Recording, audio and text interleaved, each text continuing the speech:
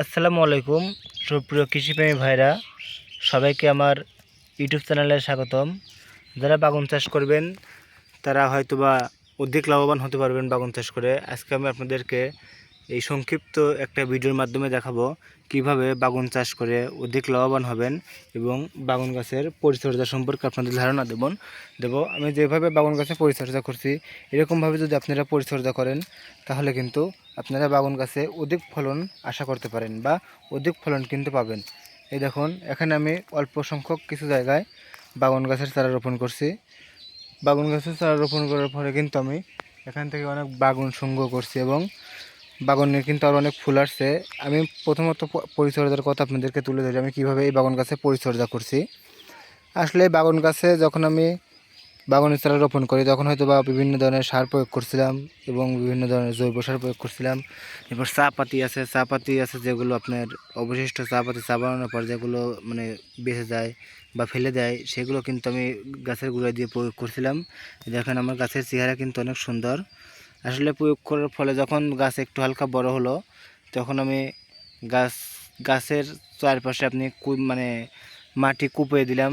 মাটি কুপিয়ে দেখেন বাগান গাছের চারপাশে মাটি কুপিয়ে কিন্তু মাটি আগলা করে দিয়েছে। যে সকল মাটি আপনি হয়তো দেখতে পাচ্ছেন, মাটি আগলা করে দিয়ে কিন্তু আমি পানি দিয়ে প্রচুর পরিমাণে পানি দিয়ে এটা ভিজিয়ে দিছি, একেবারে ভিজিয়ে দিয়েছি। দেখেন আমি কালকে ভিজিয়েছি কিন্তু আজকে পর্যন্ত পানি রয়েছে, একবারে জাবরা বাংলা ভাষায় যেটাকে বলে আমি কিন্তু একবারে জাবরা দিছি এই বাগান গাছটা।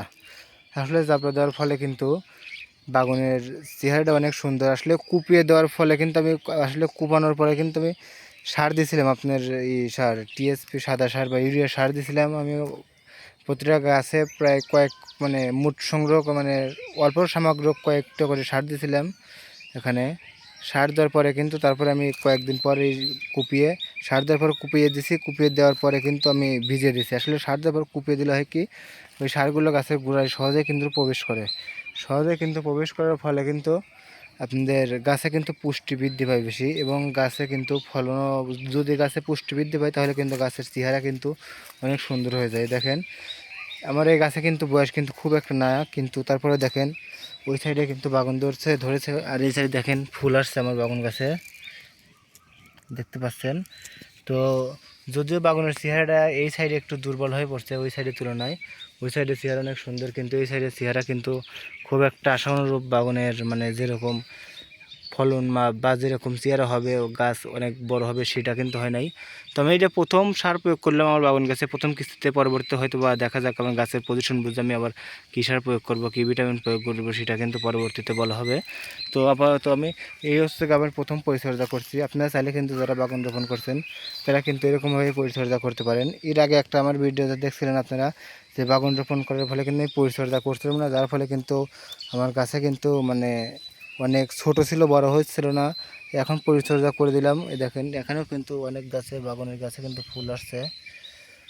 তো এইভাবেই কিন্তু আপনারা প্রথমের দিকে আপনাদের বাগান গাছে পরিচর্যা করবেন।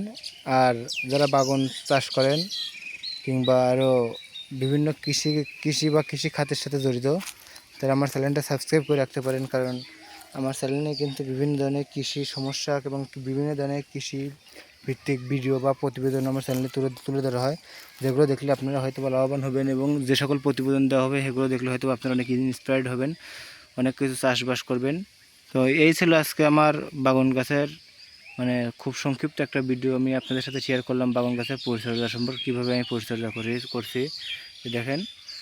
তো এই দেখেন এই দিক কিন্তু বাগান প্রায় ধরা বাপ, আশা করি দেখতে পাচ্ছেন আপনারা। তো এই ছিল আজকে আমার বাগান গাছের সংক্ষিপ্ত একটা মানে পরিচর্যা আমি আপনাদের মাঝে তুলে ধরলাম। আশা করছি আপনারা হয়তো বা ভালো লাগলো ভিডিওটা। পরবর্তীতে আমি আমার বাগান গাছে কী পরিচর্যা করি সেই বিষয়ে কিন্তু আমি আপনাদের আবার পরবর্তীতে ভিডিও আপলোড করে জানিয়ে দেওয়া হবে। ধন্যবাদ সবাইকে এত সময় ধরে ভিডিওটি দেখার জন্য।